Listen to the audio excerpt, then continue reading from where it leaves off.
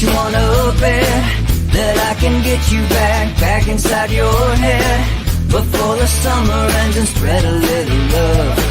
Just for a little fun, I'll make you come back to me before the rise of every sun.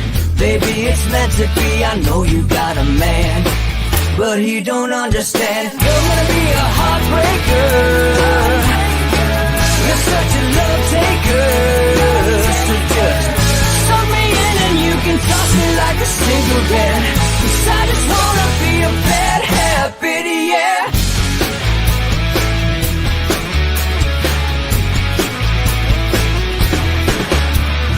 Rhythm in our love, it's impressive, excessive. You can't make this stuff up. My chest beats, it's restless, wakes the neighbors up above. Yeah, baby, come and show me love. Baby, come and show me love, because you're gonna be a heartbreaker. You're such a love taker. So just suck me in and you can toss me like a cigarette, 'cause I just wanna be a bad habit, yeah.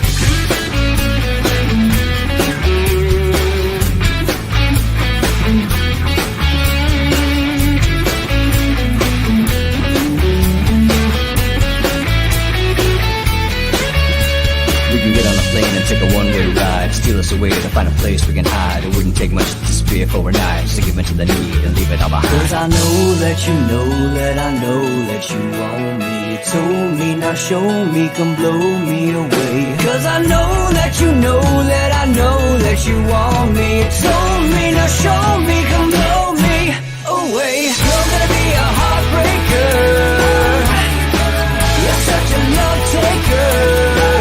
So just suck me in and you can toss me like a cigarette, 'cause I just wanna be a bad habit, yeah. You're gonna be a heartbreaker, you're such a love taker. So just suck me in and you can toss me like a cigarette, 'cause I just wanna be a bad habit, yeah. Suck me in and you can toss me like a cigarette, 'cause I just wanna be a bad habit, yeah.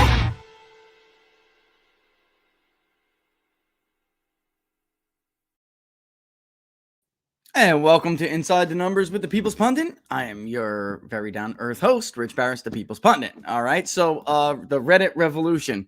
That's what we're going to talk about today. I got so many requests to talk about it, and we are going to talk about it because it really is just another manifestation about how the whole damn system really is rigged. I mean, there's a reason why Donald Trump was elected president in 2016 talking about a rigged system, because it is in fact true.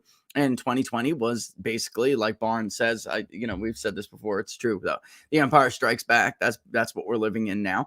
And we have people who deign to fight back, whether your name is Donald Trump or you're a group of group of people on a Robinhood or some other Reddit page or whatever, mobilizing to stick it to people like Melvin Capital and other hedge funds and speculators.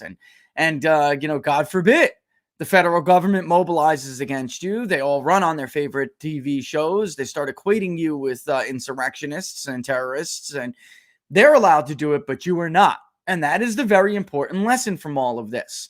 You are not allowed to win. How dare you think that you are allowed the same benefits as the rest of them? Only K Street is allowed to meddle in elections. Only big media is allowed to manipulate and send information. And only Wall Street is allowed to make money in the stock market. You didn't get that memo? How dare you think otherwise? And I got to tell you, to my liberal friends out there, what the hell did you expect from a Joe Biden administration? What the hell did you expect? This man has, and I'm not going to use, Laura doesn't like it when I say it, but he has been K Street's dream, all right, for 4 decades.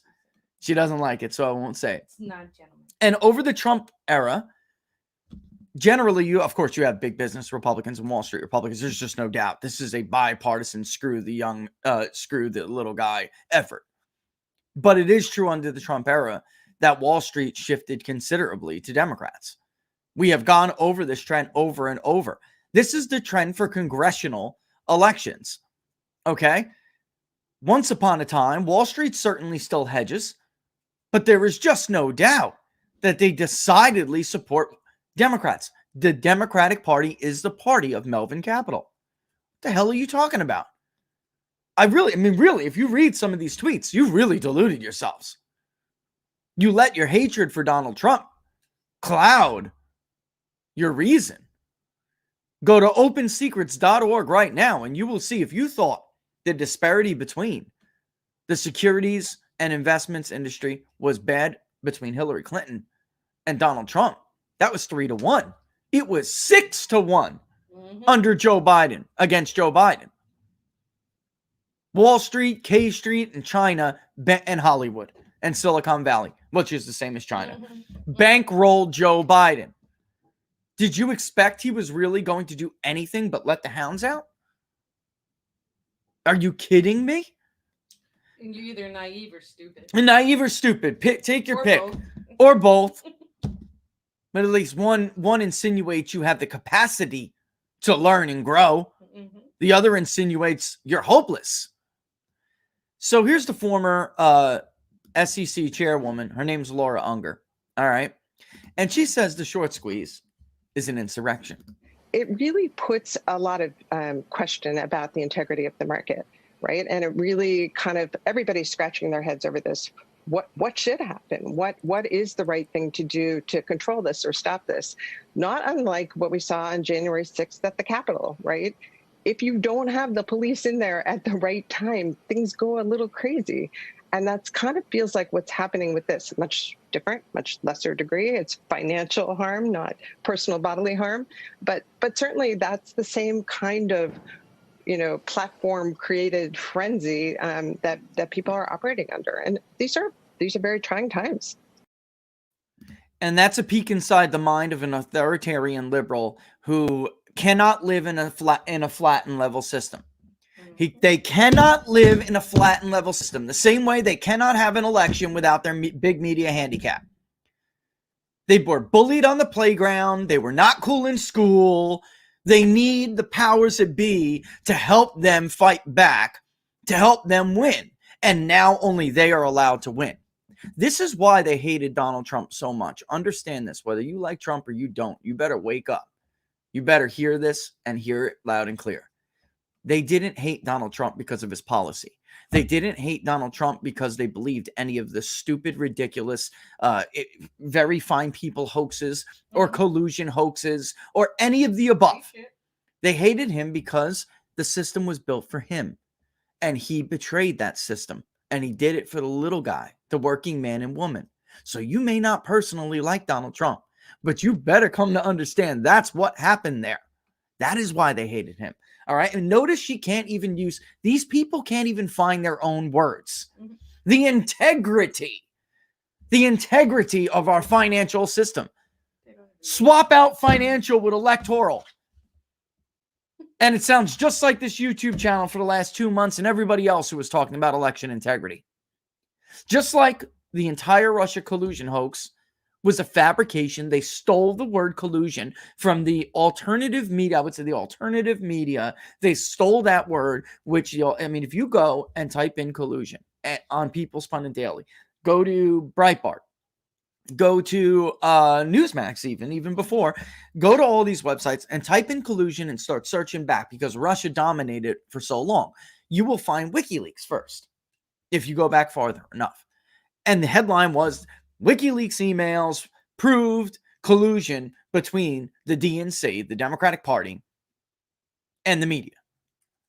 And they took that word, they took it and weaponized it. Because if you change the definition or you change the association of terminology, so when you hear these words, right? Integrity, the integrity of the system, collusion between two shadowy people. If you change the associations of what these words mean when we're having national dialogue, then you can essentially redirect and distract from the real issue before. Mm-hmm. And that's exactly what they're now trying to do. They're like perfect magicians. Like they are. Look over here. That's exactly what they're doing. That is exactly right. It's misdirection. Of course. It's incredible. All right. So what did we, and anybody should be surprised at this. What did we see after the Reddit revolution? We saw calls, not only from blue check marks on Twitter and from former SEC chairs, and on Squawk Box was another one. Not only did we see calls to unleash the power of the federal government on the little man and woman for deign to make $1. How dare you? For giving them a dose of their own medicine. Don't you dare climb up that financial ladder. That's right. But this is why it is so important that the internet remains a free and fair place for thought and action. This is why censorship isn't just about Twitter's a private company, it can do whatever it wants. Robinhood just banned the principle of taking from the rich and giving to the poor. A website called Robinhood just banned the principle that Robinhood stood for. Irony at its finest. It shows you how powerful an idea in the hands of people who are willing to take action can be. And it shows how powerful of a tool the internet can be at making that plan of action come to fruition. And if we just, because we can't get past our own ideology, if we allow them to convince and dupe us into like, this isn't censorship or this isn't suppression or persecution, it's for the good of whatever, the stability of the financial market, it's for the good of the whatever, stability of Washington, D.C. and the government, it's for the good of whatever, public safety, national security, they're always going to have another term to put into that slot. It's a fill in the blank. Crisis is the rallying cry of the tyrant. James Madison. There will always be a crisis. There will always be another word to stick in the blank. And this is just one more example of how everything is rigged against you. It really is true. Everything is. I was a trader for years. I've been in just about any industry that has to do with numbers. We brought this up yesterday a little bit. Of course it's designed for the wealthy to stay wealthy and get more wealth. When we have these economic cataclysms, they don't hurt them. Not for the most part. Sure, they play musical chairs here and there, but those are wealth creation opportunities for them. They don't panic and start selling. And that was and by the way, that was the lesson here. You know what they were doing, folks. You had the PS5, you had the new Xbox. You know what they were doing. First of all, the practice of selling stock you don't own or shorting, selling anything you don't own is like anti-property rights. That's my opinion. That's my personal opinion. I think it was Musk the other day, just tweeted yesterday. This is 100% correct. You cannot sell a car or buy a car for that matter. Yeah, well, of course, you can't sell a car that you don't own. You can't sell a house that you don't own. Why on earth can you sell ownership of a company that you don't own? Doesn't make any sense. Unless, of course, it's a scheme. And this is somebody who defended the banking industry, the financial sector, during the financial crisis of 2008, 7 and 8. Really started in 7. Most people just weren't aware of it. I did because the federal government came in with a worthy cause. Everybody can own a home in America. A worthy goal and a wholly unrealistic one. And they put the proverbial gun to the heads of financial companies, and they forced them to make risky investments. And Wall Street did what Wall Street is going to do. They hedged. So we better make a lot of money now. But let's come up with these bundles. Let's bundle these toxic securities and sell them like secure investments to Merrill and the rest of them. And in my case, it was, Lehman Brothers had a big role. They had a ton of this toxic debt on the books, and they began to issue corporate bonds that paid 6% and above, which at the time was nuts, which is why I am no longer in the financial sector, by the way, because everybody knew it was like an open secret. Yeah. This was garbage debt with an A rating. It was junk with an A rating. But that's okay because, again, the system isn't for you who's buying it for your, maybe it's your fixed income plan later in life. I mean, this is ultimately going to fall into the hands of the little guy. And for me, you know, when your clients invite you over for dinner and you literally stop by their house on Christmas Eve and exchange little gifts, and, you know, you go and you're invited to their children's graduations, and like, that's just, I can't do that. You as a person. I just can't do it. I couldn't do it. I tried. Ask Laura. She will tell you. I tried. It was the filthiest job career in the world. And So I blew it. Not only that, but you would stay up till like 3 o'clock. Oh, I couldn't sleep. Combing over papers. I had high blood pressure. Man, your blood pressure was this through is the my moon. 20s. Yeah. It was crazy. Was in my 20s. But it was fantastic money. So it lures a lot of young people, young professionals into it.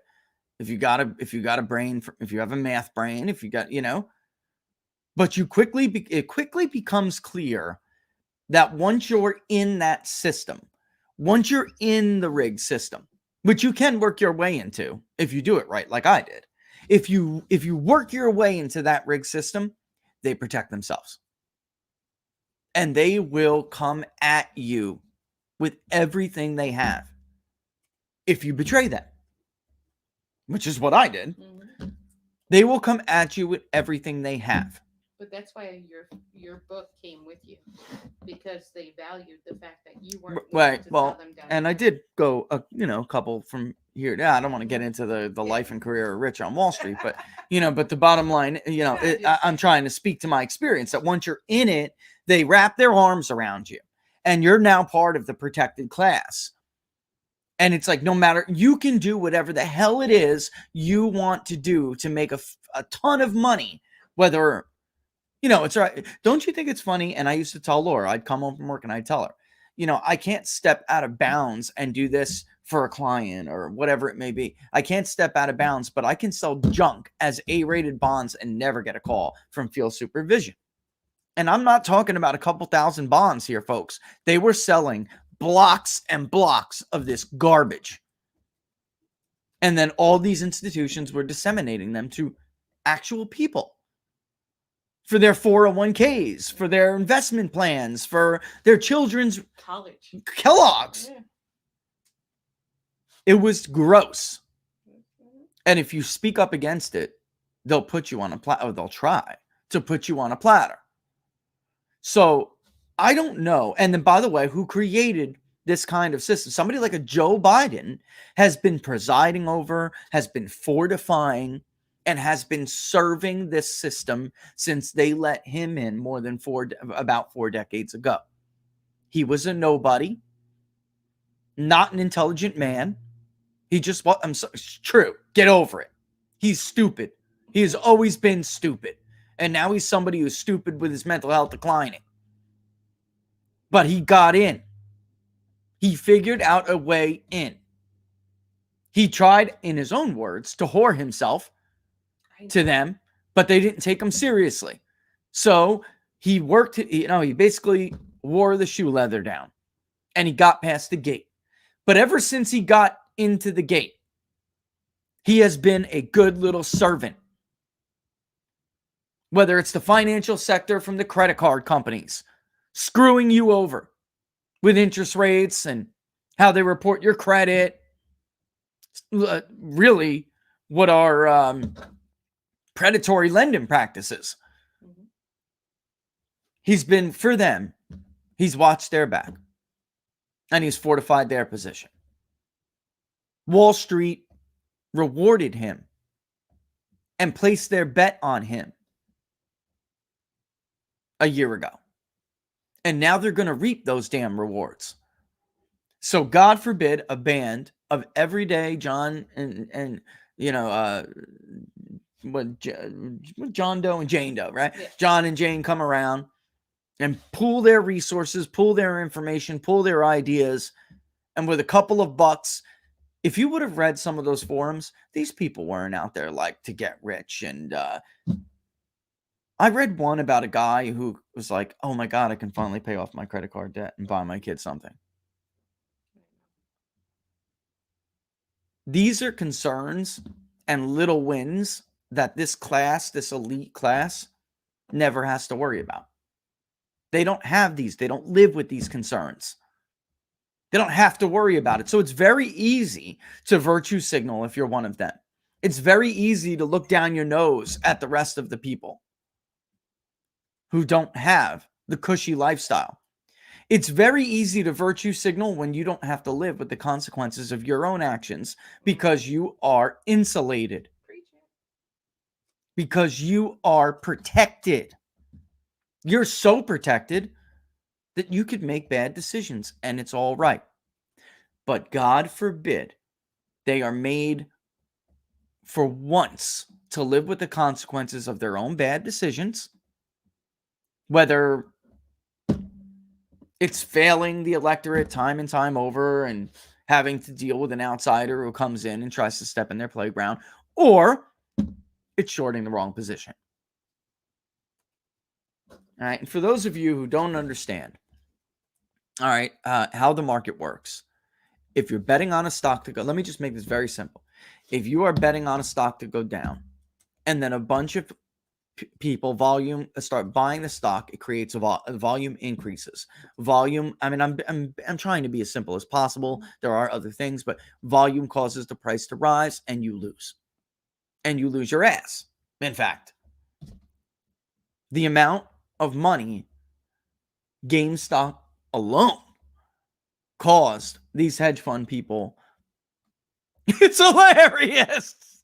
Honestly, I think it's hilarious. They'll be okay. Trust me. Their friends in the feds will come and make it okay for them.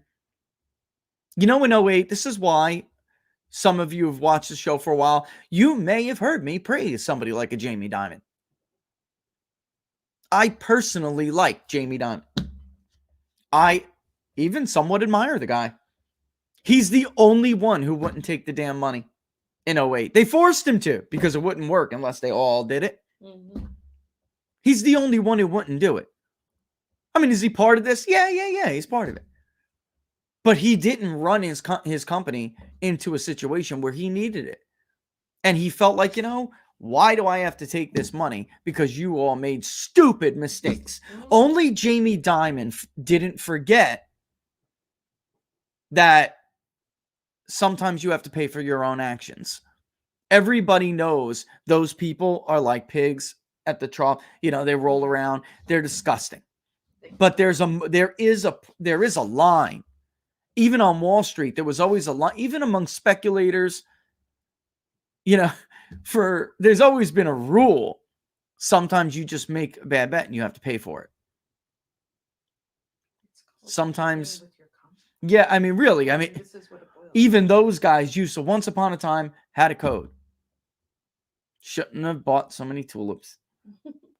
I mean, you had it, but now we would come to a point where these people are unwilling to live with any consequence at all from their own action.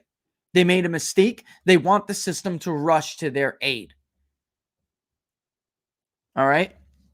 And it really applies across the board. We're talking about Wall Street right now, but I've been telling you, this is a cabal for years. This is a cabal. They're all incestuous. K Street, Wall Street, big media, big government. They all work together to screw you. And more recently, big tech has come to be obviously more than just key players. At this point, even other large sectors now rely on them. You know, so big tech is, I mean, not at this point. They do. They rely on them. It's a new world. In fact, big tech is probably the most dangerous now because they got everybody by the short. They got everybody by. All right. So, and then of course that also translates into politics. All right. And I'm going to take a quick 30 seconds. When we come back, we'll talk about what's going on with yet another one who had a handicap, anything to hurt Donald Trump. So no matter how much anybody else might have mishandled the COVID-19 virus, you didn't hear about it. In fact, this person was praised to high heaven.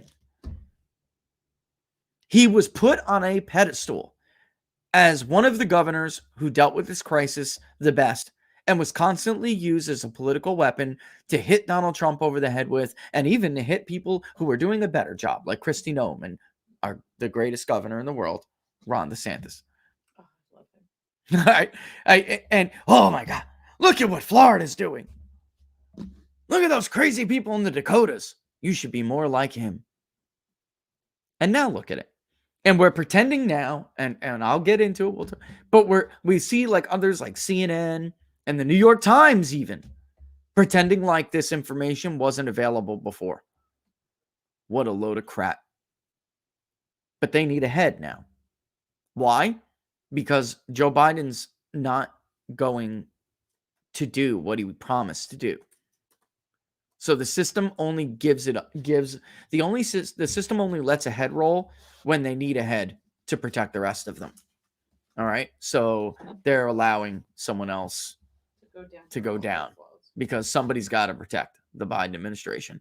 All right. We'll be back in 30 seconds. You're watching Inside the Numbers. Don't forget to subscribe to the YouTube channel. Hit the notification bell. We'll let you know when we're going to go live. And also on locals. Oh my goodness gracious. That's what I said.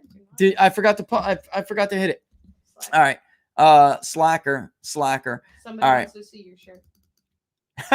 Give me a second. Let me give this because somebody had binged me like, hey, it's not live. It's not live. All right, it is now, and I will actually look. I don't think I can enable live chat after the fact. Let me see, because I know a lot of people liked it. Yeah, I can. All right, so it will be live, and we'll take your questions over there as well. All right, but for the locals community, that is peoplespundit.locals.com.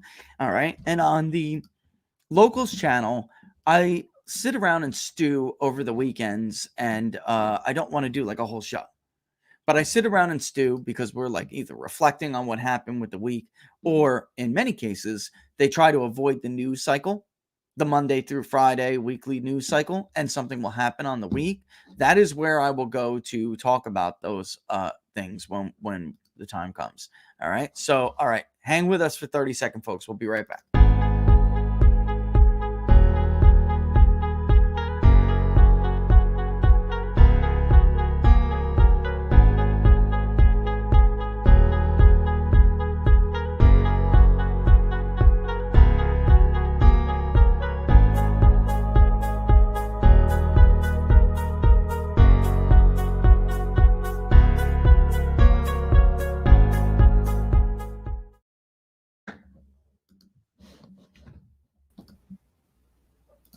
All right, go ahead, Laura. Are we back? All right, we're live. Oh, for some reason you're not on here. Why am I not on there?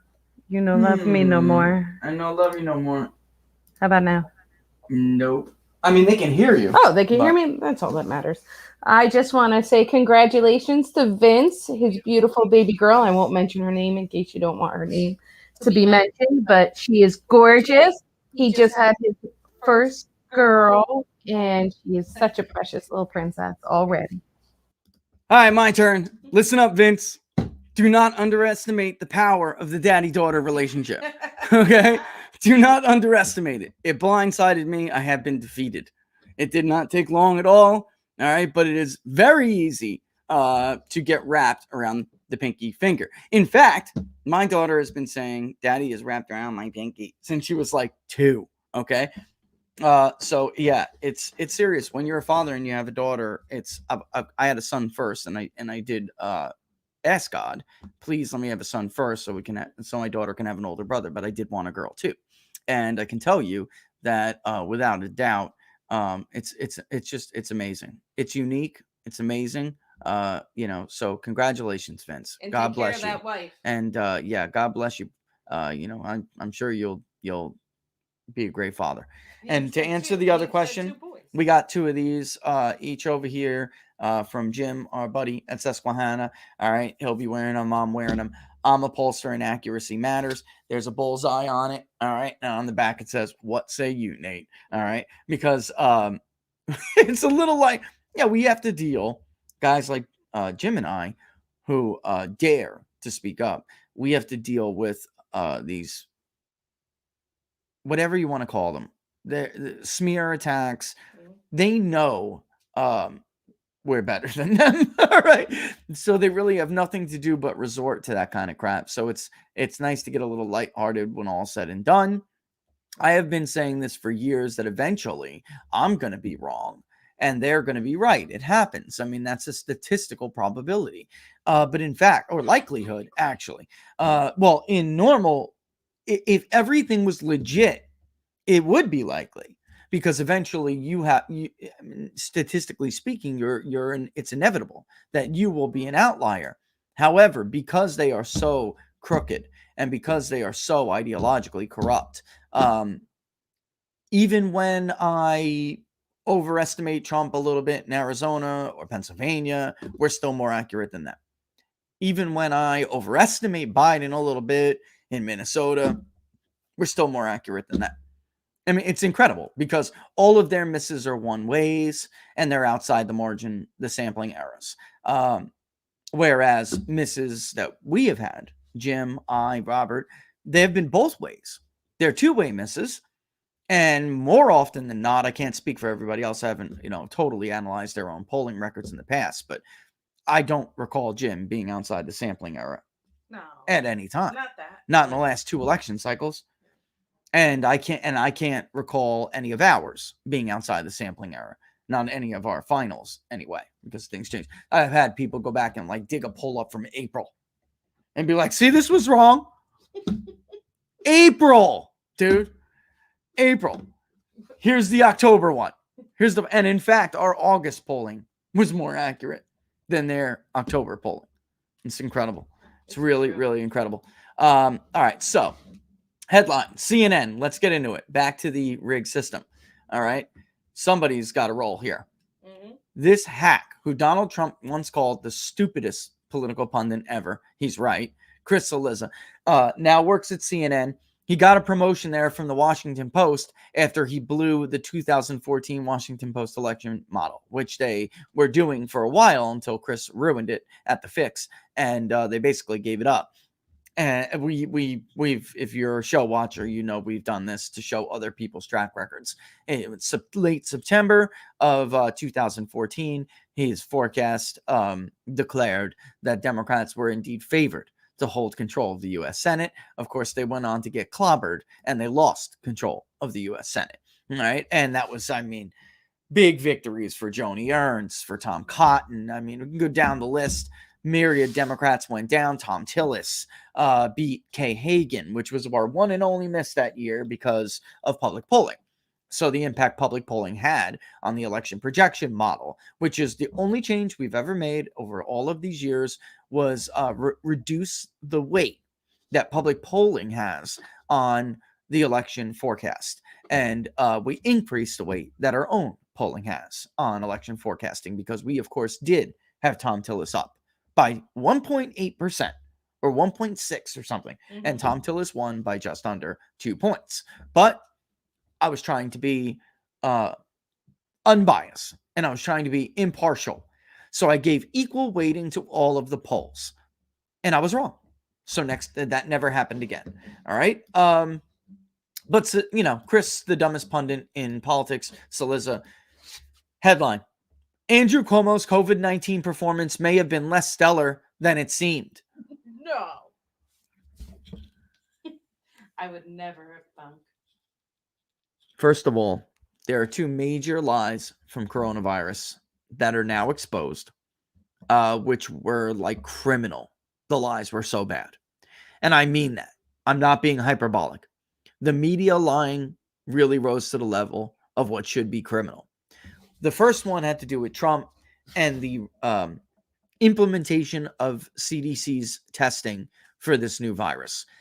The CDC botched it, and they botched it so bad, and then lied to the president about it.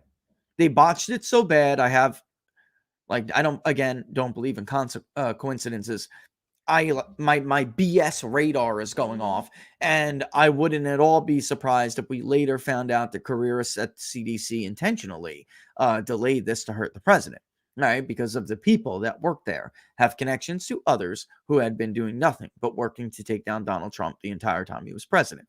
Like, when I tell you that everybody plays musical chairs and it's incestuous, I'm not BSing you, right? So, so you have key decision makers who are related to key Justice Department officials who were persecuting and attempting to prosecute a president of the United States for a fake crime, drummed up by a conspiracy theory that was not true. Yes, I'm not joking. I mean, so anyway, that was the first real lie. And then the second lie was the parading around of Andrew Cuomo and other Democratic governors as the model for what to do during this pandemic.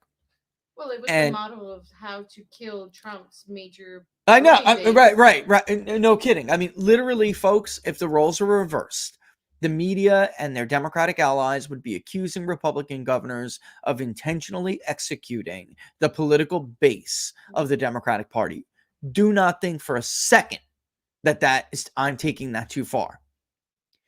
What Governor Cuomo and Wolf and Murphy and the rest of them did really should be classified as democide. The executive orders forcing nursing homes to take infected individuals is democide. Democide is death by government.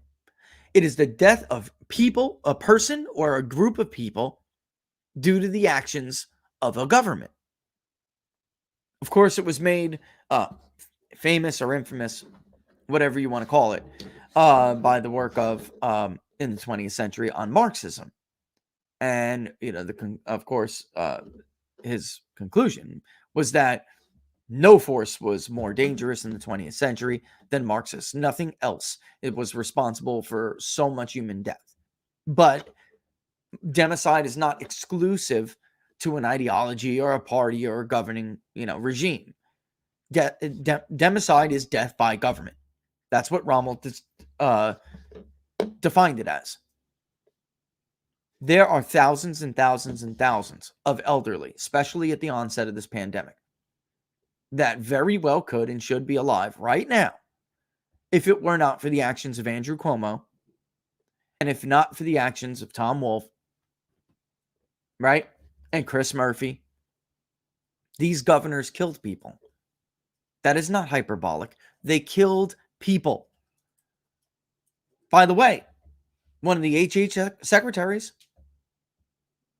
the one for Pennsylvania, I'm not going to even pull up the picture of that winner. That's Biden's pick for Health and Human Services. She carried out the orders, or he, whatever the hell it, carried out the orders and allowed her own mother to escape the death sentence that she imposed on so many other people's grandparents and parents.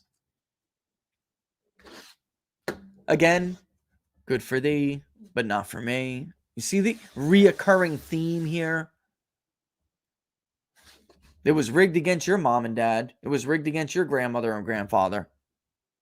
But her mom, she can get out. When asked about it and confronted by it, by the way, if you really want to get pissed off, when asked about it and confronted, you should look that video up. I'm not going to show it because I'm not going to entertain that piece of garbage here.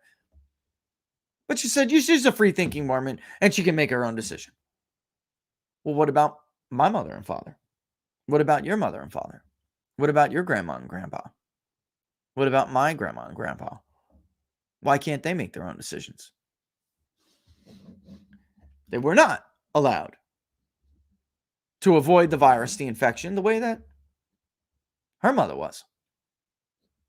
Anyway, that's only half the story with Andrew Cuomo. The Associated Press has known now for months that Andrew Cuomo has been lying to the CDC, to his own officials, his Department of Health in New York. They have been lying about the death toll. They've been lying about certain rates, various rates, hospitalizations.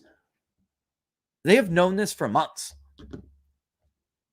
And yet, think back to before the election, where CNN, Chris's own network, not only refused to cover it with any level of skepticism or scrutiny, they put this guy on with their employees, their anchor, his brother. That's who Andrew Cuomo is, Chris Cuomo's brother. That is the fundamental problem with this incestuous relationship in the cabal, in the rigged system. Could CNN be counted on to cover Andrew Cuomo with scrutiny and fair, adversarial, the way a media is supposed to cover any hall of power, when one of their flagship anchors is related to him? They would have Andrew on Chris's show, and the two of them would talk about their family, and they'd bicker like brothers on TV. I mean, it was like the Cuomo show. It was like a reality TV show in lieu of news. Meanwhile, Janice, her in-laws, were being infected and subsequently died, along with thousands of others. They weren't even allowed to bury their loved ones and grieve for them, give them a proper send-off into the other life. But Chris and Andrew are laughing away on the Cuomo show on CNN. And now this piece of garbage, after thousands of mothers and fathers and thousands of grandmas and grandpas have been killed as a direct result of his action, has the nerve to pretend to be a journalist now? You have the nerve to pretend to be a journalist now? It's a little late for that now, don't you think? The only reason why they need to find heads, because Joe Biden is obviously not going to make good on his promises. Obviously, they're making a slew of political decisions because now that they have power, they realize that it will be on them. When somebody's business goes under, when somebody's mother or father passes away, when anybody loses a loved one, it's on them now. And Joe Biden set a goal with vaccinations. They attempted to get away with that, and it did not work. That blew up in their face, and ever since, they've been struggling to find another way to deal with this. Joe Biden said, elect me because I will I will get the virus under control, and we cannot fix our economy until we fix the virus. Remember that? Now he's claiming he has no special powers. There are no tools in the shed. Wait, there are no weapons in the arsenal. Superman? No. Laura, the idea that Joe Biden was going to handle the coronavirus pandemic any better than Donald Trump was a laughable joke, and the fabrication of a media who relied on people's ignorance to the past to believe that. So only Donald Trump was able to have COVID. Yeah, only he was expected to have some kind of secret weapon to pull out of his, arsenal to fix this out of nowhere. Right. Joe Biden is a flunk at everything he's ever tried to do in his entire life, to include when he was supposed to head up the H1N1 task force under Barack Obama. He was Barack Obama, the president. President Obama was forced to remove him for incompetence and for making comments that damn near incited panic, among other things. He was an idiot. He was what Joe Biden is. If it's not with elbow rubbing and handshaking and wheeling and dealing in smoke-filled dark rooms, then he's not good for anything. That's all he can do. He was removed from the task force. By the way, I caught H1N1 because they didn't have enough beds. Nobody made a massive scandal about it. There was no ticker on the side of CNN. Where'd that ticker go, by the way? No, but you practically miss a month's life. Where's the new infection tracker? Freaking joke. All right, so John says this. He's actually right. On Twitter, he says, Twitter banned Trump, dishonestly claiming his words and actions caused 1/6, January 6th. Why the hell does Andrew Cuomo still have an account when we now have verifiable proof that his words and actions killed thousands of people? That is a credible allegation. It's not just credible, it's true. The actions Andrew Cuomo and his health department took led to the deaths of thousands of people. Those people should not be classified as COVID-19 deaths. There should be a code at the hospital that's for democide, death by government. Cause of death, sir? Democide. Killed by Cuomo. Killed by Wolf. Killed by Murphy. Killed by Whitmer. These people did not need to be exposed the way they were exposed. And if the shoe was on the other foot, I guarantee you, if this virus targeted blacks in urban areas, and we do know that blacks are unusually susceptible to COVID-19, but for different reasons, right? And socioeconomic status. But let's say Trump made an executive order that confined the infected to urban America. Imagine this for a second.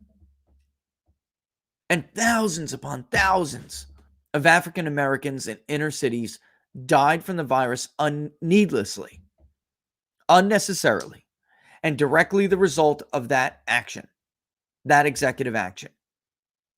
Does anybody seriously think that the media and the Democratic Party wouldn't outwardly be accusing him of intentionally killing Democratic voters? This virus targeted older voters 65 and above. Republican Party, Trump coalition actually is a little bit different, but historically, and in 2016 even, 65 and above, the strongest Republican Party voting base, and consequently, the most likely to vote. Does anybody seriously think that they wouldn't have been accusing him of that? So here we go. All right, it's now 12:17. I see you racking them up over here. Let's see. Where is he? I can't make I just want to go to the question board here. Yeah. I can't make really good look, I'll let Robert do that kind of stuff if he wants to do it, but I can't make, as somebody who did work on Wall Street, I know the danger of making trading advice. I can't offer trading advice. All right. Even a platform. I just don't think it's wise. I'll tell you this. When it comes to not cryptos, but I like TD. I was very pissed off the other day when I couldn't get into my own account on Thinkorswim because they were shutting down trading to protect hedge funders. But still, nonetheless, I like their tools. I'll tell you, that's where I go. That's where I trade off of. Don't use Thinkorswim if you are not proficient. If your level is not advanced or expert, if you don't understand straddle, man, don't do it. Use regular TD. I have friends who were also in the industry or now in media. They use, Todd, he used the regular platform. It does him just fine. I use Thinkorswim because I have crazy strategies. I like to implement crazy strategies, but don't do that unless you understand it. You better level up, man. Level up. I'm serious, because you could find yourself like Merlin over there. You could find yourself really on the wrong end of a trade and hurt pretty bad. So just don't do it. But I don't want to give trading advice on specific things. I'll just tell you where I personally trade. All right. Yeah. What's your take on what Yellen is doing? Janet Yellen. I'll say this. I do have respect for Janet Yellen's career. I do. I agree with her on almost nothing philosophically, but I do have respect for her career. But she is an institution. She represents an institution. I'm not at all surprised that that's the position she took. Not at all. She is an insider. She's just like, and not as bad as like a Ben Bernanke or something like that. But I mean, these terms have gotten so messed up. She's no progressive, like in the true sense of the word. So I fully expected her to step aside, and let the bureaucrats go to town. I mean, the SEC is not there to protect you, right? The Fed is not there to protect you. These are bloated bureaucracies. First and foremost, their first mission is self-preservation and perpetuation. All bureaucracies' mission is to do that. Self-perpetuate. And then the second one really ties to the first one, is preserve the status quo. So they're going to go after movements like this. They're going to. They don't give people like in the administration, Yellen's another one, by the way. They don't give you that much money for nothing, folks, to go and do a speech, right? We do speaking engagements.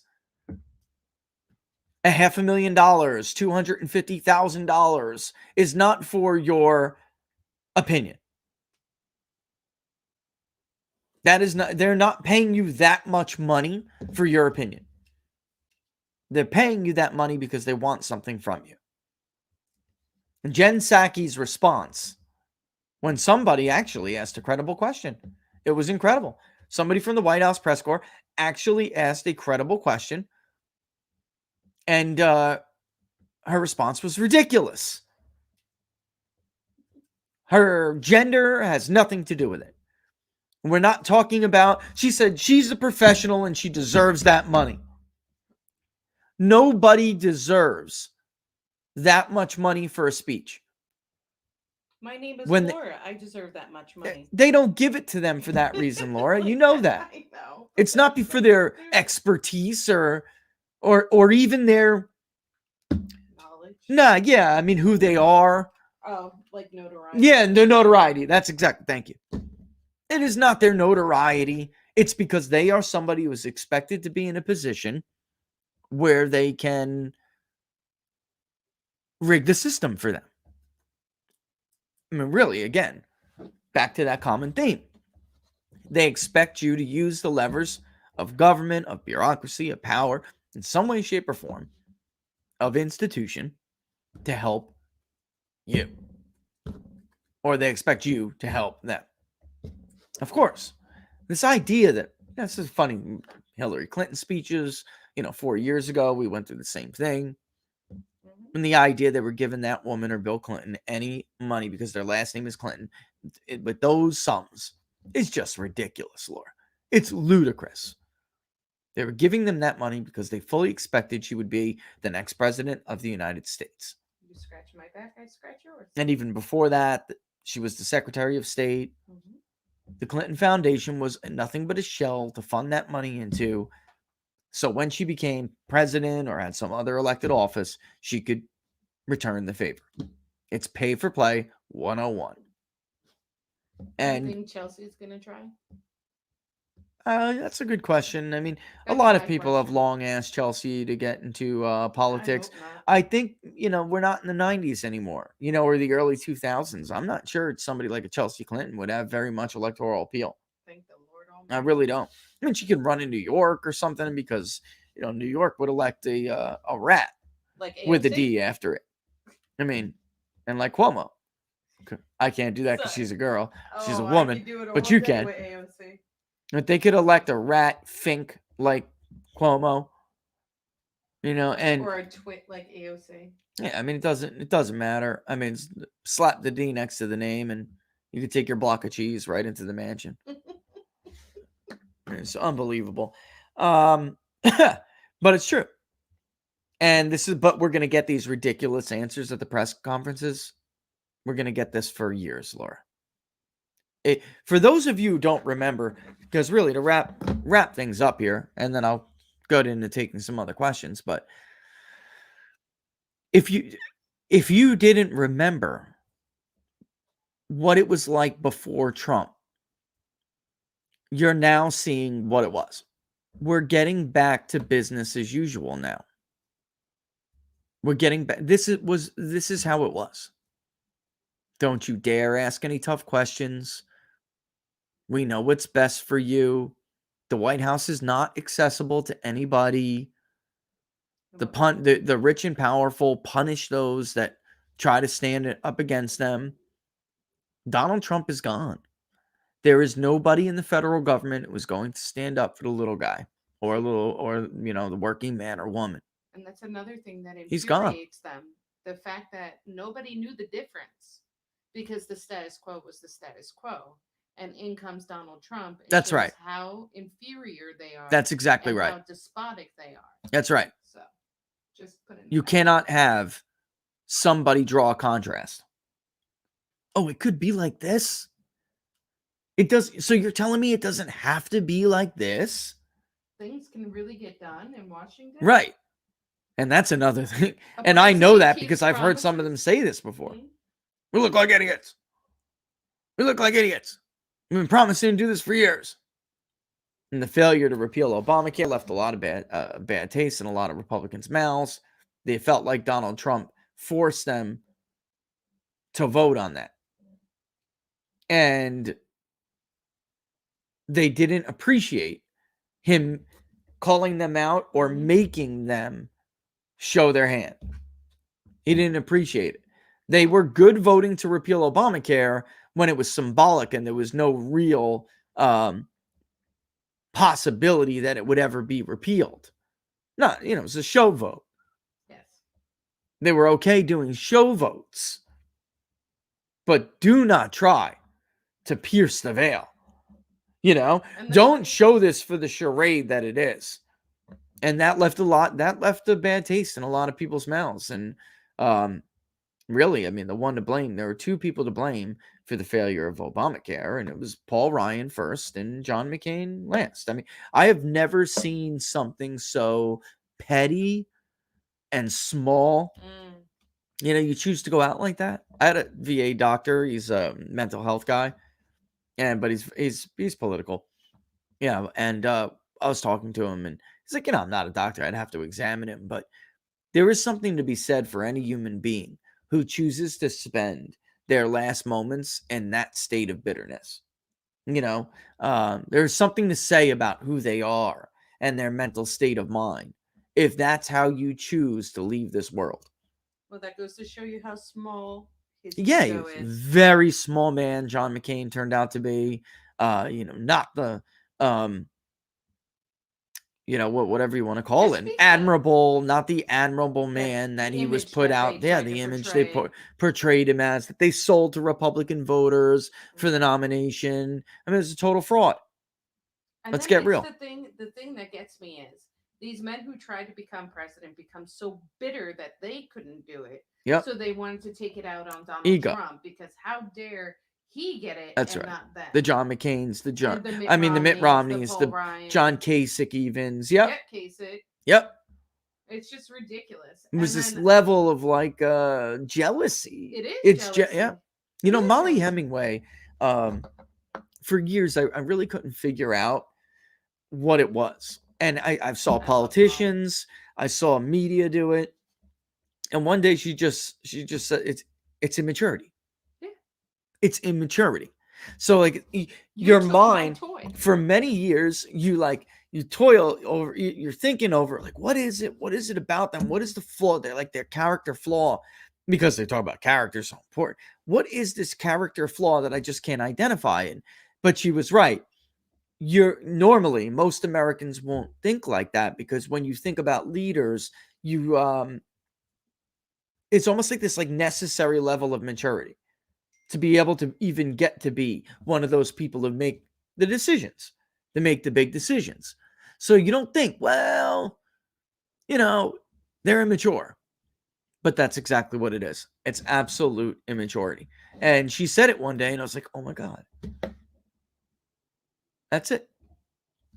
That's it. It's immaturity. Somebody said, hey, the guy mentioned it, so I have to do it. It's my daughter meeting John McCain when she was a baby. He sent a picture of it, and Laura sent that to me. And That's the baby funny. is crying. And the baby's crying, by the way. The baby's like, ah! Hilarious. I will not show your daughter on the show, so don't worry. But it was worth mentioning because it's hilarious. Yeah, because babies can I mean, a lot of babies just cry because they cry. They're strangers. But as a father of 3, I'll tell you right now, there are people who I didn't like and don't know. And it's like a baby, a child has a sense. Yeah. This guy's a piece of crap. This guy's full of it. It's a fraud, a phony, you know?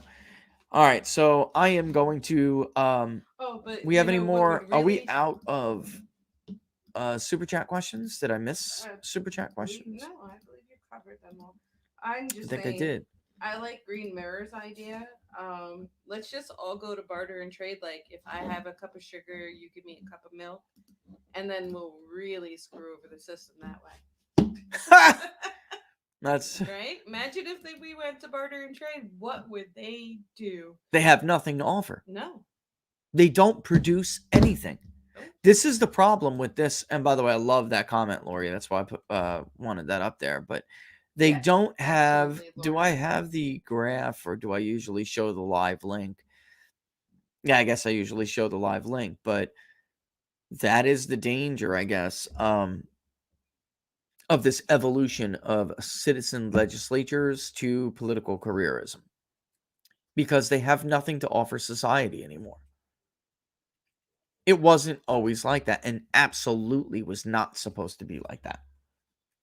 Being a U.S. senator or being a member of the U.S. House of Representatives was never supposed to be a career or a full-time gig. They don't have skin in the game anymore. And I'm talking about the real game, the real economy. They don't have skin in it. Their job has become protectors of the status quo. That's it. Because now they are the system. They used to be they had 1 foot in and 1 foot out. Yep.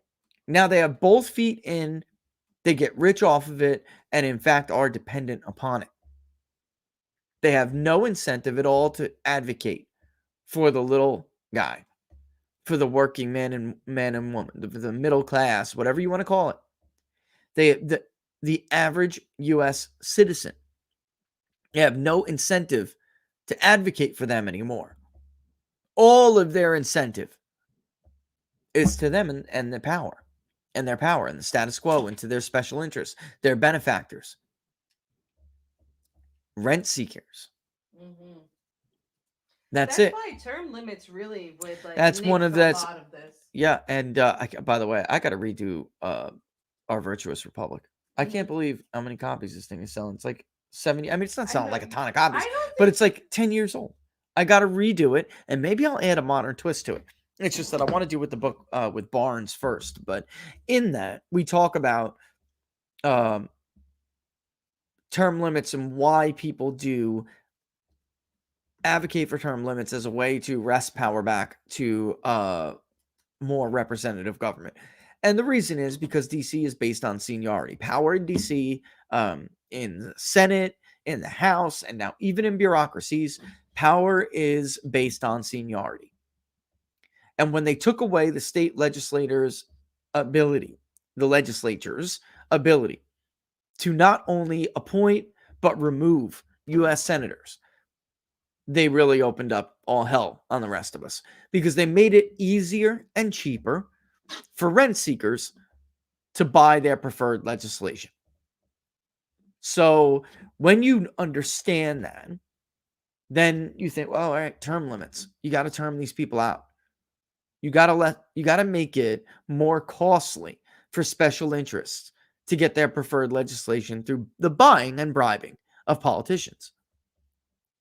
And it's not a perfect solution, but it is currently one of the only ones we have. But it is by no means perfect, unfortunately. And why is that? Because look what Harry Reid did. He handpicked his successor.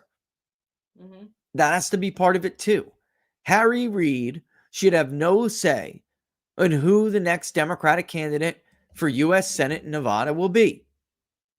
The state legislatures didn't give a whit what the prior senator thought about candidates for his former office.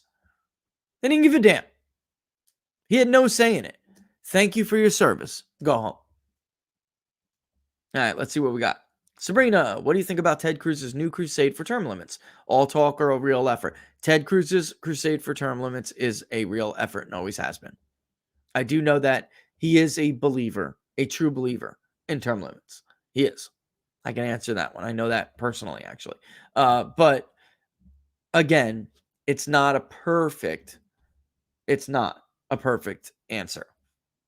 All right. There's one for What is it? the Georgia. Georgia.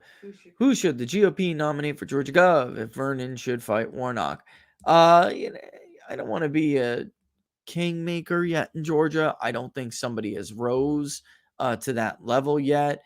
I will tell you that's why they're trying to come after Green's head, because they see her as a rock star. Collins turned out to be rather disappointing. I don't want to get into too much of it, but Barnes and I already did, actually. He talks a big game, but when brought the the situation with mail-in voting and what was going on, the Senate race, the presidential race, and what needed to be done in Georgia, he was, I don't want to use the C word, but there's no other word. He was a coward. Oh, I thought you meant the. Oh, no, not that C Did word. you see my Laura was like, eyeballs? Laura hates that word. All women hate that. I now would not use that. Come on. But yeah, he didn't have the stomach. So he's an obvious choice for conservatives who are looking for somebody who defended the president during impeachment.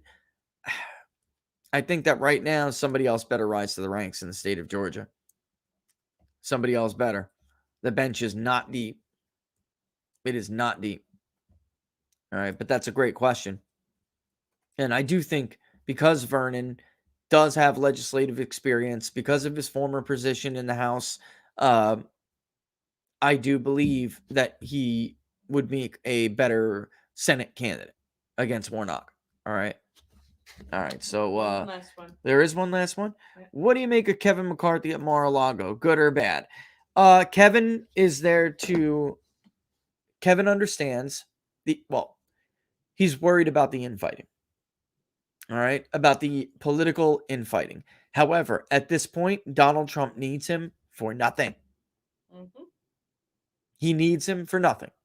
They are deadly afraid that Donald Trump will take 50, 55, 60 million voters away from them. Now, he's come out, and the entire team has come out and denounced the idea of a MAGA party, a patriot party. But that's a strategy. That's a tactic. It's like I said on What Are the Odds? It's very much like what we saw Trump do when he said, listen, if I'm not treated fairly in this primary, I may run as an independent. Because he knew the system was rigged. And he knew he had 30, 35% of the Republican Party locked. Back then. That's why I said 50, 60 million. Because I don't care what the polls say. He got the highest share of any incumbent president among his own base. I'm talking about the loyalty factor. I don't care how many so-called Republicans that spoke to the pollsters at the Washington Post, the garbage poll they are. ABC WAPO plus 17 Biden, Wisconsin. All right, I don't care how many of these polls I see. I strongly suspect we're talking about the overwhelming majority of the Republican Party would go to a new party with Donald Trump. And I mean overwhelming. I'm not talking about 60%. I'm talking about 60 out of the 70 million. Remember that picture you showed me? That meme? That's pretty much how it looks. What? You remember with the eagle looking at the elephant? I The bald didn't. eagle looking down at the elephant and said, "Oops, sorry," and it said Trumplicans and. I didn't see that You actually. showed me it. What are you talking? The meal. Oh yes, on the Aisle plane. meal. Sorry, on the plane. Yeah. It's a giant bald eagle, and there's An elephant. an elephant. Little It says GOP pin on, wearing a suit, scared as all hell, little in the corner, and this big giant bald eagle with his forehead pressed up against the entire elephant. It says Trump voters, and it's huge. And there's a little elephant. And he's like, "I'm sorry." It's hilarious, but that's it. That sums it up. Pretty That's it. The Bill Kristol Republican who doesn't like Donald Trump is like 4%. That's it. I'm talking about 8 in 10 or better, maybe. I'm trying to be like realistic. Mm-hmm. I think Trump would destroy the Republican Party. So Kevin McCarthy is going there trying to kiss you know what. And Trump has he has nothing to offer the president. He didn't stop impeachment. He didn't even stop 10 people of his own damn party. He has nothing to offer. I don't want to get too much into the minority leader, but let me just leave you with this. If the Republican Party ever wants to be the party that it claims it is to voters, the leadership has to go. Amen. Goodbye, McConnell. And I'm not just talking about Goodbye, the top Graham. leaders. I'm talking about party leaders, committee leaders. They got to go. All right. Every week you have the House, majority leader or minority leader, majority whip or minority whip. Right. You have top 3 posts, really. And then you have different committee who carry out their marching orders. Yeah. They got to go, folks. Now, there are some committee members who are, and committee leaders who are solid. Just not many. Just not many. All right. Let's see. Did I miss anything here? Ted Cruz crusade on term limits. I got that. Thanks for the sticker, Lori. Thank you, Sabrina. And thank you, Sabrina. Yeah. If I missed anybody, just want to say thank you for it. Oh yeah, I just saw that one come up. All right. So how about this? Why don't we give people a quick, why don't we give people a quick, 30 seconds, see if there are any more questions before we do go, because we got about 15 minutes or so.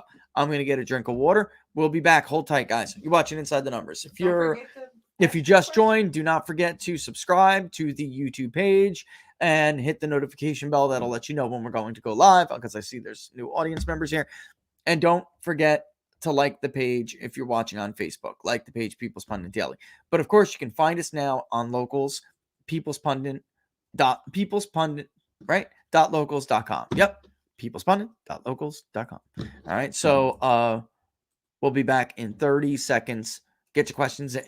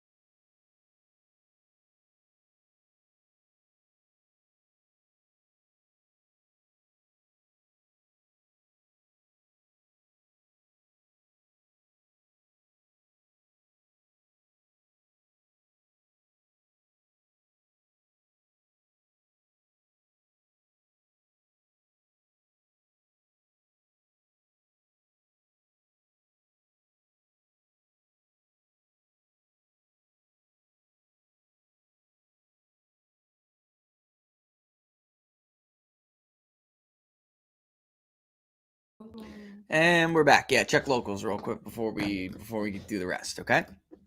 All right, and we're back. Inside the numbers with the People's Pundit. I am Rich Barris, your very down-to-earth host and the People's Pundit. We'll now do the Q&A. All right, what do we got so far? I answered most of them already, but how do I feel about Jim Jordan declining to run for Ohio Senate? That's a great question, and actually, I was talking to somebody about that this morning. Tragic, because tragic for them anyway. You know, Ohio and Iowa, and if you watch yesterday's show, Ohio and Iowa are not Republican red. They are Trumplican red. Okay. And I think Jim Jordan, even though he failed to stand up to big tech, I don't want to care what anybody says. I read his memos. All right.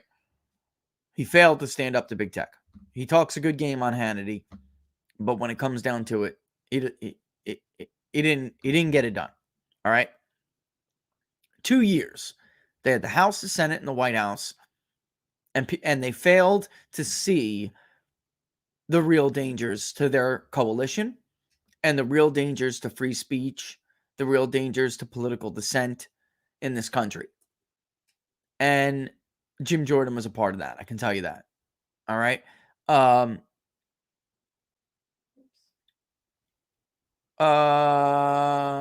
Robin. Yeah. So in any event, still, he would have been a strong candidate in somewhere like Ohio. Republicans better not take those gains for granted. I will remind everybody that Barack Obama carried Ohio by 12 points in 2008.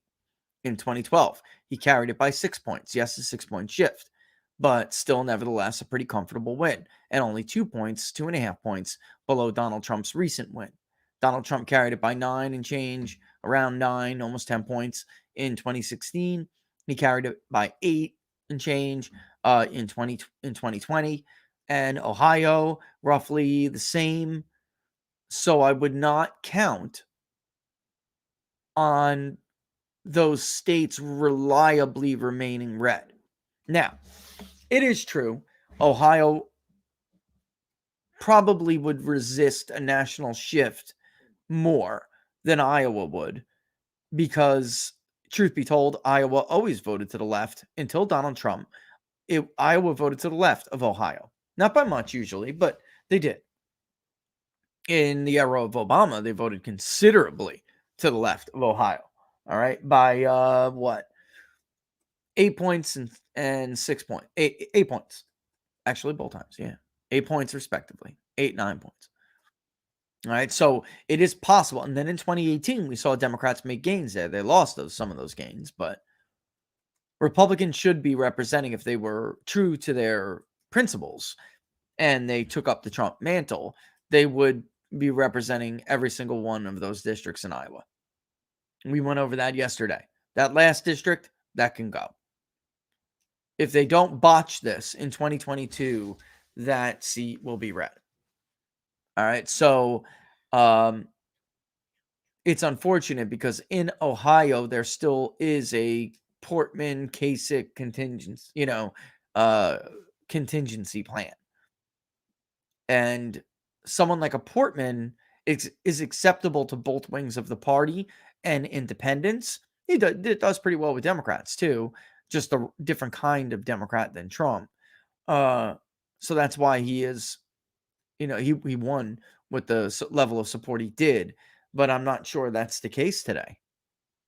I really am not. Mitt Romney, I don't think Mitt Romney could carry Ohio.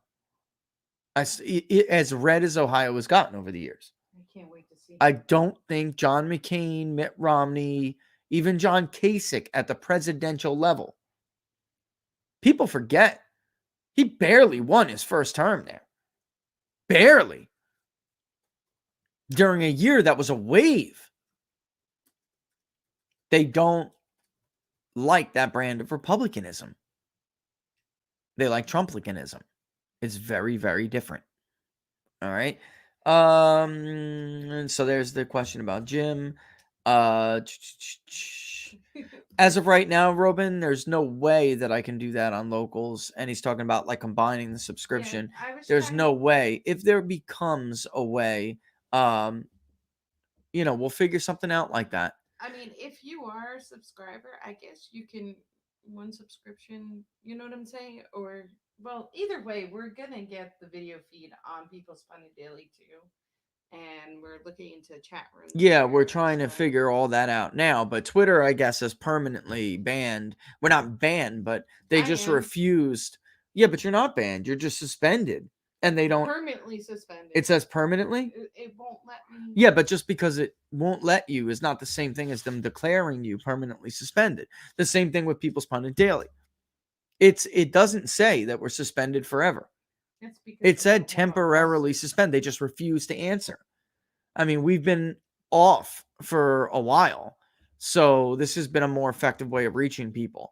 What are your thoughts on Gitmo Life? I love Gitmo Life. Everybody should sign up to gitmo.life right now. It's like Twitter, only better. Frankly, I'm sure You they'll don't get an app. censored. They'll have a streaming service soon. I know the person behind it. Glenn, it's Glenn's. Glenn and Glenn may even be on right now. And I'm telling you, Gitmo Life, Parler was cool. God bless Dan Bongino. But it was buggy. Right, guys? I mean, Clunky, very it was very clunky and very buggy.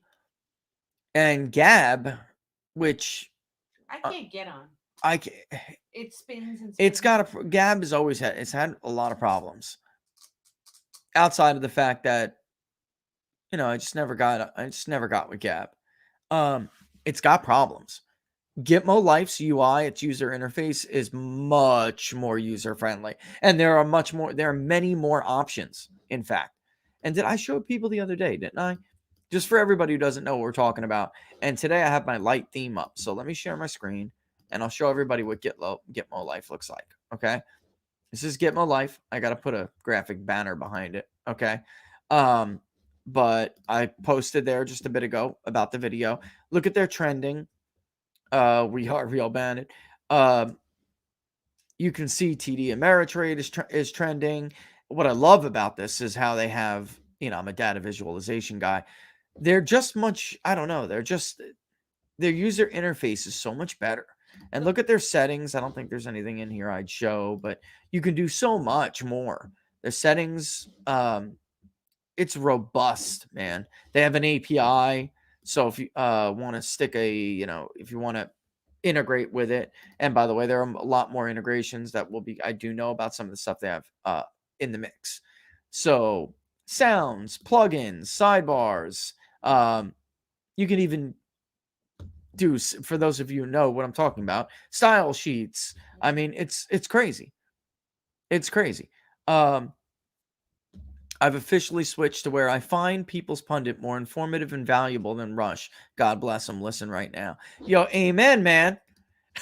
And I love, I respect the hell out of Rush Limbaugh. I mean, whether you're on the right or left, you have got to respect what the man has done. Right. But I swear to God, that was not planned. Me putting that up there and then getting that message. I swear to God, that was not planned. But yeah, the interface is so much better, and you can actually switch from light to dark, deck, desktop. It's just, there's so much more you can do. There's so much more you can do. And watch, I'm going to switch mine right now. Sync dark mode with your device. Let's go to dark. Did I do it? Mode. I like dark mode. Yeah, there we go. I personally like dark mode. Some leaving it. I use light mode on Twitter, but I like dark here. Anyway, yeah, that's it. And Gitmo.life. They have to grow, but if people like me keep talking about it, they will grow. And I'm gonna put a call into Bannon, by the way. I'm gonna tell Bannon to join. I want you to wait. Oops. All right. Well, there you have it. Well, I haven't called him yet, but I'm just saying, I'll when they are, I guess for whatever reason, streaming. they want to get their streaming. They want to get their streaming going. Yeah, Manny's working hard on that. So. And it'll be deprecated. Periscope will be deprecated on Twitter soon. So if you're likes this kind of platform and likes to stream, then it's going to be a better platform for you anyway. It's a matter of getting more users on it. So the more you sign up, of course, the more, I'm sure, the quicker things will be to evolve. But it's not buggy at all. It's not glitchy at all. And Gab, they were the first, right? Gab was the first to try to do an alternative, I believe, but it was always very buggy. It was really, I never did like it like that. All right, so let's see what else. Faithful 49ers faithful 2020 Warnock flip in 2022. Georgia's not gone. Those two races were very winnable. Democrats didn't even win them. Republicans lost them. There's a difference. Georgia is not gone. And now, of course, the Republican legislature and the administration want to work on signature verification because now they want it for them. They didn't care about it when it was for Donald Trump. Had they had the courage to do what they had to do, at least David Perdue would have not. He'd still be a U.S. senator right now. If the Kemp administration and Republicans in general, and the Republican National Senatorial Committee and all their friends, if they would have listened to Robert and I, David Perdue would still be a U.S. senator. Because a meaningful signature verification audit, a meaningful one, would have uncovered more than enough ballots to put Perdue over 50%. All right, so yeah, District Illinois 16. That's another great question. Let's see. Do I have the House thing up and ready? Let's see. Where are you? Illinois 16. All right. Very close. There we go. Oops. I just did it. I put, for some reason, after all the results are in, the map moves, but here. And so, like, you can't click on the map and bring Illinois up bigger. We have to fix that. We have to figure that out because I don't like that. I want when you click on Illinois for all the districts to come up and then be able to get the tooltip for each of them. Okay? So we'll have to fix that. But let me swap this out. As soon as the spinning wheel of death goes away, let me swap this out and I'll show you Illinois 16 and we'll talk about it. And who she's talking about is someone like Adam Kinzinger. Okay? He needs a viable opponent.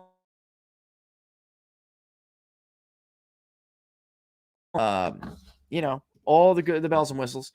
And basically, he can be taken out. So a district like that is not an old school Republican-like district, but it would need to be a pretty decent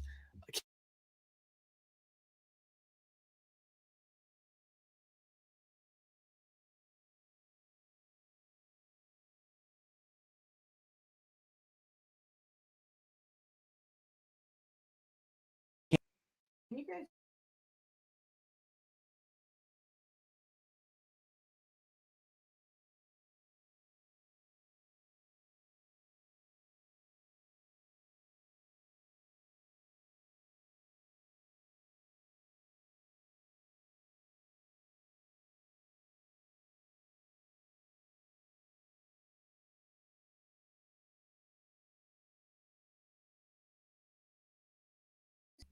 are. I guess now would be a good time to take a puff from my vaporizer. Oh, here we are. Oh, I'm back? No. No.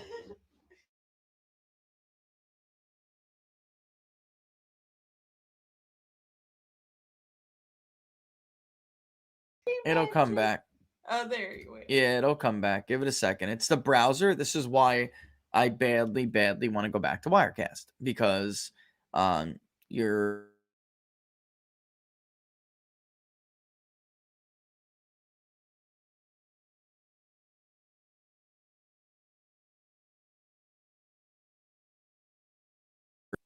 We're like a magic show. I'm coming back. It's coming back. As soon as it You sure? Yep, I'm moving. There you are. As soon as it that's the problem and downfall. And there I go again. Oh yeah. This is like special here. I'm not going to show Adam Kinzinger's district because it's a browser issue right now. Apparently. I can see myself moving. And whoever's making fun of my production, whatever. It has nothing to do with her. It has nothing to do with me. It has nothing to do with her. My production It's is killer, so it's you it can go has take a walk. it has nothing to do with her. It has everything to do with browser capabilities. All right, so I can't show you. I'm not going to show you the Illinois District 16 because I don't want that to happen again. All right, but as soon as this is done doing its thing, am I back for good now? Yeah, I think so. And let me get rid of. I got a million applications up, folks. I mean, that's it's not really just StreamYard. It's me because I always have a million tabs up, but that's what I like to do. And with Wirecast, it's not browser dependent, so it wouldn't matter. So I could have whatever I want up and it wouldn't matter. That's the problem with using a browser based system like this. And a lot of people are using it. Scott Adams just went to it. It's just that it's convenient, but you give up a lot of features for convenience. All right. So, in case anybody missed what I was saying about Illinois 16, it's Adam Kinzinger's district. All right. That's who she's referring to. And he's an incumbent with a war chest because he does very well for K Street and the military industrial complex. So, it would have to, there's nothing wrong with the demographics of the district to take out Adam Kinzinger. There's nothing wrong. It can be done, and but it needs to be a viable candidate who can raise money. It is a near R+30 district, okay, and the demographics are fine. You could get a more Trumplican person, and you would not be in danger of losing that district. But just pick the candidate wisely. All right. A lot of times conservative insurgents and outsider insurgents have shot themselves in the foot with some of these picks. All right, like the Todd Aikens of the world or stuff like that. And you've seen it before. The Christine O'Donnell's, the Sharon Angles. You got to be careful. Candidate recruitment is so important. It's so important, it's actually a variable on our election projection model. It matters. Candidate's ability to fundraise, candidate's ability to articulate himself, how he appeals to people or she. Very, very important. All right. But Adam's got a war chest. So any challenge to Adam better be a viable challenge. All right. Especially when it would be best to do it during a midterm. And the reason why I say that is because you have more informed, high participation voters who vote in midterms when other people who are more low information do not. And why does that matter? Name recognition. They'll see Adam Kinzinger's name. Many people really won't know the difference, but they'll see the name, they'll recognize the name. And that's always good for some percentage point, you know? So name recognition is a big deal. All right, so let's see what else we have here. But yeah, I mean, it's a district that you could target to get rid of somebody like an Adam Kinzinger. And as a matter of fact, that would be something Laura and I would do in that other venture. All right. Let's see. Last question, I promise. Josh Hawley sometimes has a jello spine. What is the deal? He's a junior member. Okay. He doesn't have a lot of power. So it's important to remember that. Like I said, seniority matters. He was just elected. He can be punished by Mitch McConnell through committee assignments and fundraising apparatus. But also, too, it's very clear Josh has political aspirations. He may want to run for president one day or something. And by the way, he may be very well a solid candidate. When he was attorney general, he won like 65% of the vote. It's ridiculous. But that's Missouri, more conservative Midwestern state. By the way, remember the Trump +4 polls in Missouri? Remember that? Mm-hmm. Oh my God. And the ties. Remember that? Those were special. They were special. All right. So not in a good way. Very disappointed in Republicans for just super throwing Capitol Hill protesters under the bus. Even Brandon from Walkaway. What are they thinking? Well, they're politicians. They lick their finger. They put their finger in the air to see which way the wind is blowing. And also, too, somebody doesn't really matter whether they're Republican or Democrat. For the most part, they were shook by that. They were shook. What's my opinion of Ronna McDaniel's leadership? You know, in the beginning, I thought she was doing great, but she went off the path and then sought to blame others when it didn't work out. And I know she got very pissed off about my tweet with the questions surrounding the future of the Republican Party's fundraising ability without Donald Trump, because you had so many people abandon him. All right. You know, that's tough. I don't know what to say. I was telling you the truth.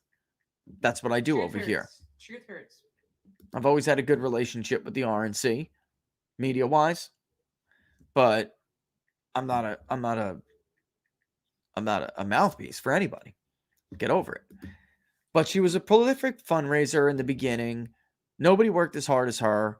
I think permanent data operation was a smart bet. I really do. I just think that she failed to grasp the situation leading up to 2020. She failed to grasp the threats, the challenges, and I would watch her on Twitter like, big legal victory. You know, we won in this state. She didn't understand the issue and what was going to happen. She just didn't. Now, far and away, she has fought far and away more than any other Republican National Committee chair. Far and away. But it's probably not best for somebody to remain in that position for too long. Let me put it that way. Could Illinois be a swing state in 10 to 15 years? In fact, if you remember my answer to that is yes. I do think that Illinois is winnable for Republicans. They have to go about it a different way, but you have to, there are two things you'll have to do. One, you'll have to win more black men, which is very possible. We've seen people do it. And it is possible to make inroads with even the Chicago minority community. It happened. Bruce Rauner did it.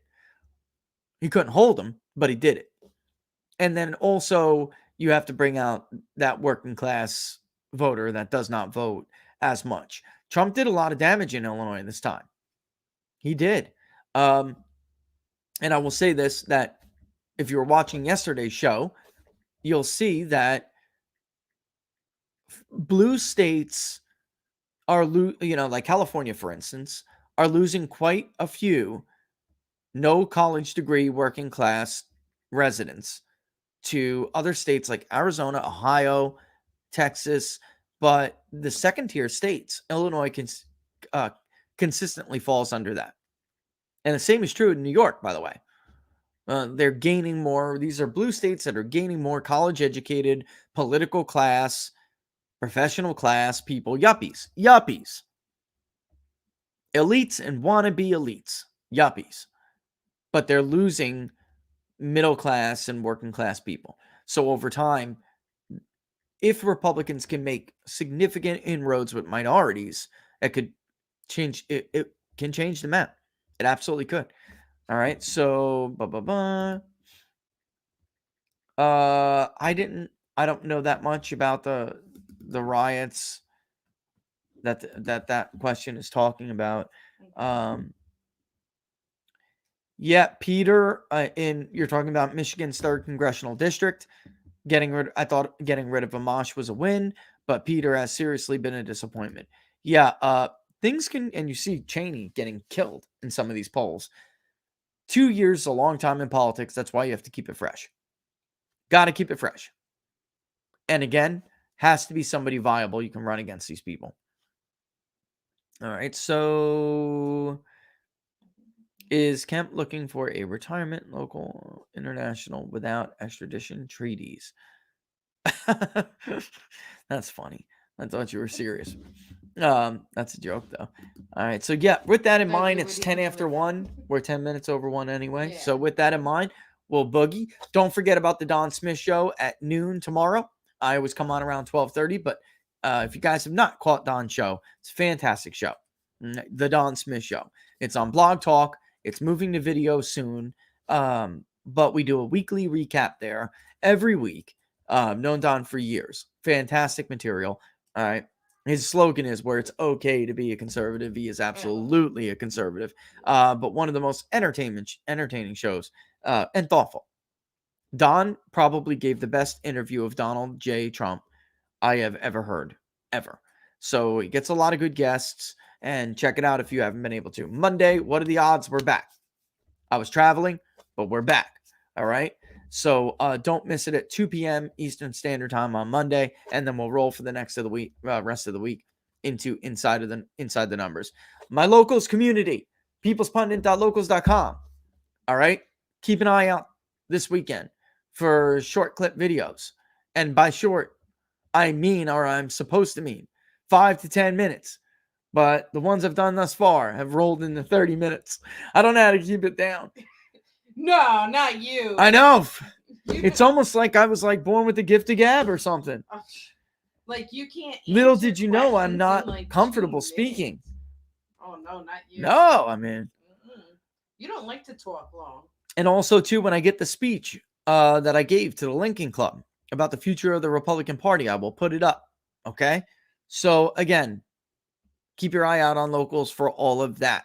And I think I set the PDF out for them to follow along with yesterday's show. That's the PDF I used to show people, although it wasn't the crux, the entire speech. It was the PDF where I showed people to make my point.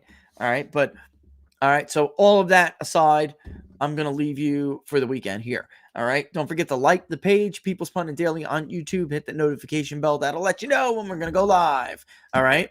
And of course, if you're watching on Facebook, like the page People's Pundit Daily on Facebook. All right. So with that, folks, we love you. All the best. Have a safe weekend. All right. And we will see you either over the weekend or on Monday.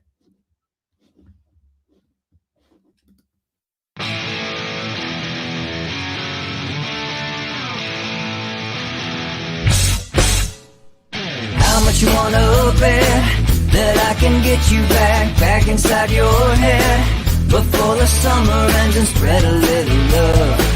Just for a little fun, I'll make you come back to me before the rise of every sun. Baby, it's meant to be. I know you got a man, but he don't understand. You're gonna be a heartbreaker. You're such a love taker. So just suck me in and you can toss me like a cigarette. 'Cause I just wanna be a bad habit, yeah.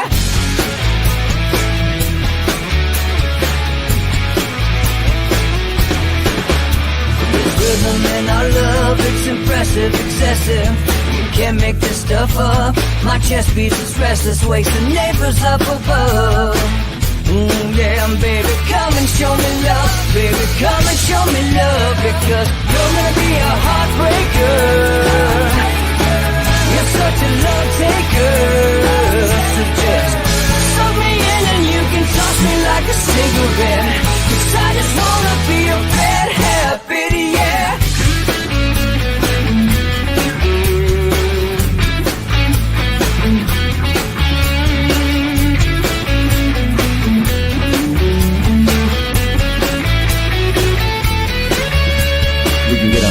Take a one-way ride, steal us away to find a place we can hide. It wouldn't take much to spear overnight, to give into the need and leave it all behind. 'Cause I know that you know that I know that you want me. You told me, now show me, come blow me away. 'Cause I know that you know that I know that you want me. You told me, now show me,